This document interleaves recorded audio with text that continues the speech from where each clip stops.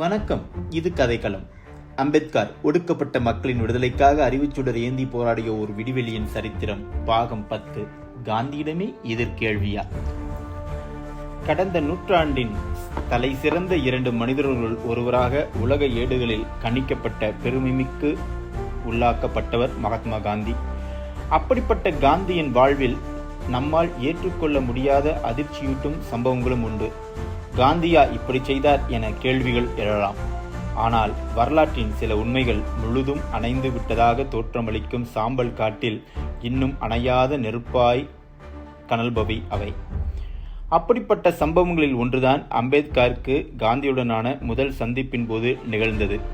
இத்தனைக்கும் காந்தியே சந்திக்க வருவதாக கடிதம் எழுதியும் மரியாதை நிமித்தமாக தானே காந்தியின் இருப்பிடமான மணிபவனுக்கு சென்றார் அம்பேத்கர். அப்போது காந்தி தனது கட்சிக்காரர்களுடன் பேசிக் கொண்டிருக்க அம்பேத்கர் அவருக்கு வணக்கம் தெரிவித்தார். ஆனால் புன்னகையோ பதில் வணக்கமோ சிறு தலையசைப்போ கூட காந்தியிடமிருந்து இல்லை. தனக்கு எதிராக செயல்படுவனை பலமிழக்கச் செய்ய ஒரு 3ஆம் தர அரசியல்வாதி செய்யும் மலினமான தந்திரத்தை ஒரு மகாத்மாவும் கையாண்டார் என்பதுதான் வேதனையான விஷயம். அம்பேத்கர் இம்மியும் தடுமாறவில்லை. ஆனால் இனி இந்த மனிதருக்காக நாம் நம்மையும் நமது கருத்தையும் கடுகளவு கூட விட்டுக் கொடுக்க வேண்டிய அவசியமில்லை என உறுதியாக முடிவெடுத்தார். பழங்களை சாப்பிட்டபடி காந்தி தொடர்ந்து மிஸ் லேட் என்ற பெண்மணியுடன் பேசிக் கொண்டு இருந்துவிட்டு பின் சாவசமாக அம்பேத்கரை நோக்கி திரும்பினார். அந்த உரையாடல் விட்டுக் கொடுக்காத 2 உறுதியான தீர்மானங்களின் சந்திப்பாகவே முடிந்தது.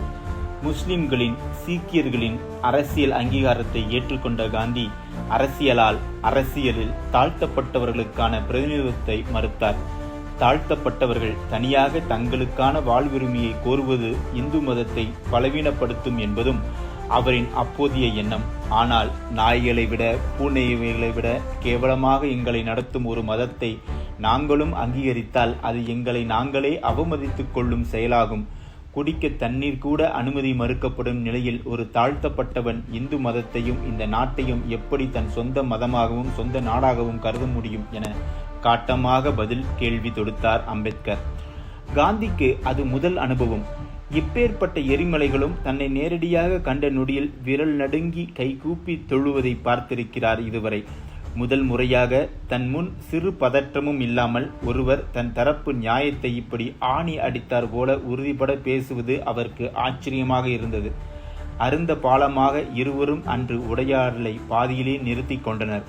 தனியாத கனலுடன் அம்பேத்கர் தன் தோழர்களுடன் அங்கிருந்து புயல் போல வெளியேறினார். அம்பேத்கர் காந்தியை எதிர்த்து துணிச்சலாக கேள்வி தொடுத்த சம்பவம் காங்கிரஸ் கட்சியில் பெரும் சலசலப்பை உண்டாக்கியது. காந்தியிடமே எதிர்கேள்வியா என காங்கிரஸ் கொதித்தது. வட்ட மேசை மாநாட்டு குழுவில் தாழ்த்தப்பட்ட மக்களின் தலைவராக இருப்பதால் தானே அம்பேத்கருக்கு இத்தனை துணிச்சல். அவர் தாழ்த்தப்பட்டவரே இல்லை என பிரிட்டிஷ் அரசாங்கத்தை நம்ப வைத்துவிட்டால் அவரை முழுமையாக முடக்கிவிடலாம் என்ற சதியில் இறங்கினர். அதன்படி தாழ்த்தப்பட்ட மக்களிடையே பிளவை உண்டாக்கி அதன் ஒரு பிரிவினர் மூலமாக பம்பாயில் போராட்டம் ஒன்றை நடத்தச் செய்தனர்.